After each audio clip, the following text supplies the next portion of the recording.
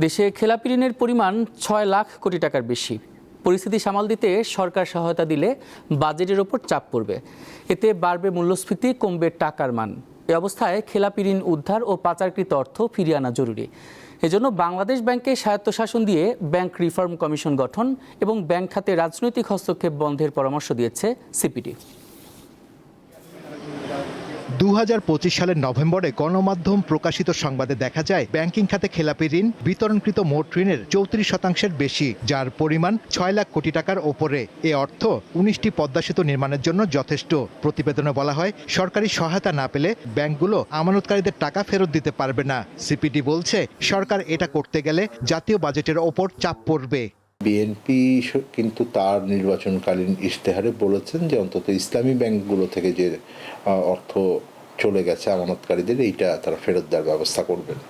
কিন্তু এখন এটা বাজেটের উপর একটা বড় চাপের তৈরি হবে আর কি। এটা আমাদের হিসেবে অন্তত ওই 5টি ব্যাংক যেটা এক হলো, সেখানে তো প্রায় 1 লক্ষ কোটি টাকার মতো দিতে হতে পারে সরকারকে যদি অর্থ ফেরত না আনা যায়। আবার অন্যান্য ব্যাংকের ভিতরেও এই রকম পরিস্থিতি আছে।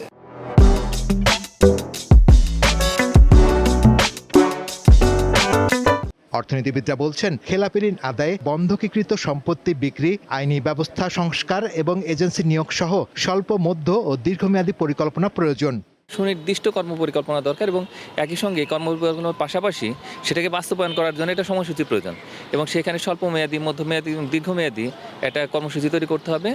সবাইকে নিয়ে আসলে এই অভিশাপ থেকে মুক্তি পেতে হবে। তারা বলছেন, দ্রুত খেলাপি ঋণ আদায় না হলে ব্যাংকে অস্থিরতা বাড়বে, নষ্ট হবে গ্রাহক আস্থা। পরিস্থিতি সামাল দিতে সরকার বাড়তি টাকা ছাপালে মূল্যস্ফীতি বেড়ে যাবে, অবমূল্যায়ন ঘটবে টাকার। পুরো একটা যে আর্থিক খাত সেটা কিন্তু অচল হয়ে গেছে প্রায়, এবং এত বিপুল পরিমাণে ব্যবসার খরচ কেন? তার কারণ এখানে সুদের হার অনেক বেশি এবং বাংলাদেশকে আসলে বছরের পর বছর ধরে একটা সংকোচনমূলক মুদ্রানীতি বাস্তবায়ন করতে হচ্ছে। কারণ হলো যে এই বিপুল পরিমাণে খেলাপি ঋণ। যে খারাপ ঋণগুলো এখান থেকে যথাসম্ভব এটাকে উদ্ধারের চেষ্টা এবং অর্থ পাচার ফেরত আনার প্রচেষ্টা করা, এটা ক্ষেত্রে এক ধরনের কারিগরি দিক আছে আর একটা হলো আইনি দিক আছে। তো কারিগরি দিকটা হয়তো কেন্দ্রীয় ব্যাংক নেতৃত্ব দিবে, কিন্তু আইনি জায়গাগুলোতে সরকারের সর্বোচ্চ সহযোগিতা লাগবে। দেশের অর্থনীতি সঠিকভাবে এগিয়ে নিতে কেন্দ্রীয় ব্যাংকের স্বায়ত্তশাসন দরকার বলে মনে করেন তারা। শাহরিয়ার ইমন, দীপ্ত সংবাদ, ঢাকা।